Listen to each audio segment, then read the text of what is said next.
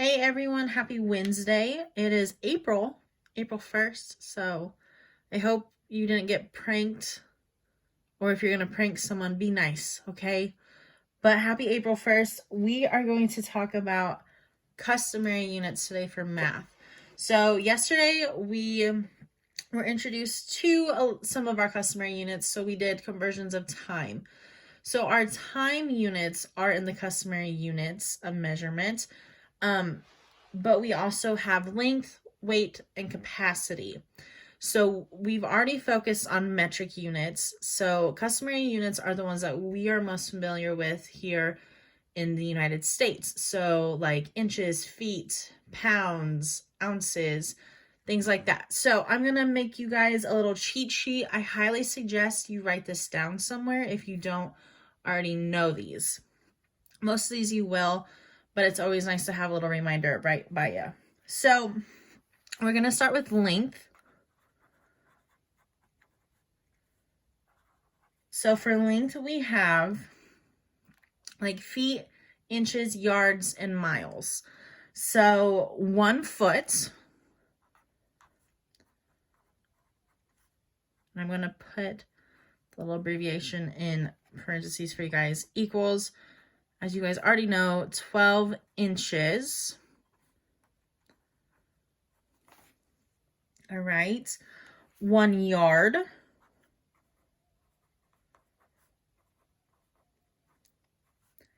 equals 3 feet. And then 3 feet then equal 36 inches. Then we have 1 mile, which is MI, and that equals 5,280 feet. Goodness. I am not going to give you the conversion of that in inches. If you want to figure it out and send it to me, that can be a little challenge for you, okay?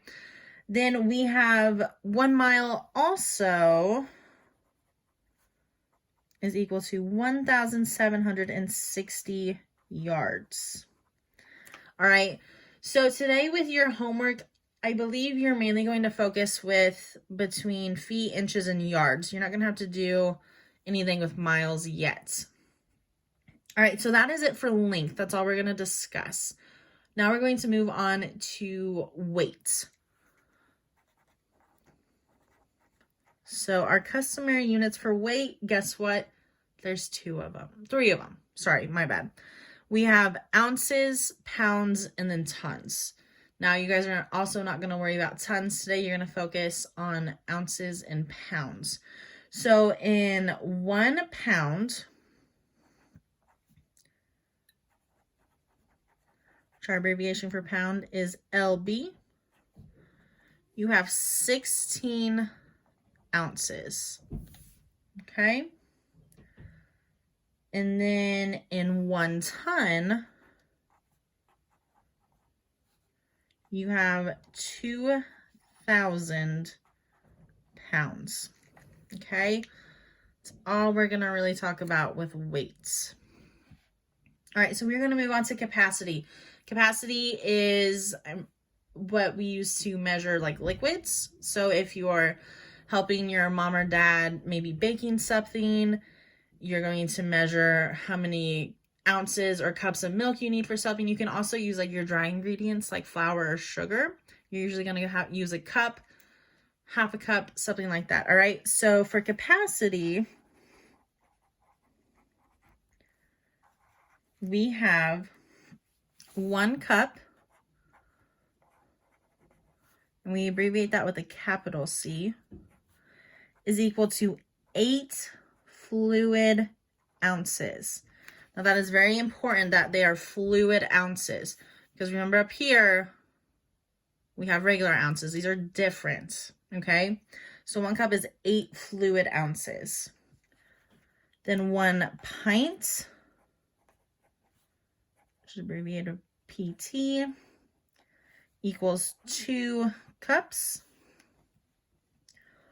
1 quart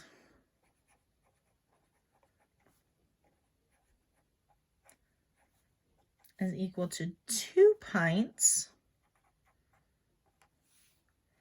And then 1 gallon,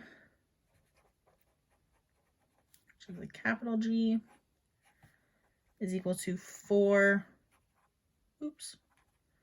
quarts. Okay?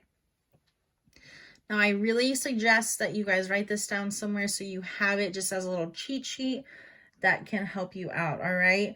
Also, I'm not sure if you guys have seen before, but this is kind of helpful with capacity. If you draw a big G for gallon, I know that there's 4 quarts in a gallon. I know there's 2 pints in 1 quart. I know there's 2 cups in 1 pint. It's going to get a little small here.